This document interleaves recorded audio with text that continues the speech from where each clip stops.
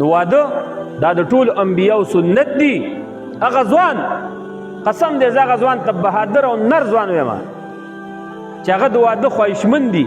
یاد ساته رسول الله صلی الله علیه وسلم فرمایي اذا تزوج العبد، کله چې یو مسلمان، کله چې یو انسان واده وکي، مسلمان بنده واده وکي، فقد استکمل نصف الدین، د خپل نیم دین برابر کو.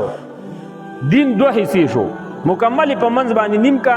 دغه مسلمان د واده سره نیم دین دا وګاټه، دای برابر کو، په دې عمل وکړو. رسول الله صلی الله علیه وسلم فرمایي فتق الله فی نصف باقیه، دغه نیم دین چې د پاتې شو دې کې د الله نه ویریږي. دا ولی واده ته رسول الله صلی الله علیه وسلم نیم دین ویلې، په دې باندې ځان پوه کې ځوانانو. رسول الله صلی الله علیه وسلم فرمایي چا چې ماته که سړی دی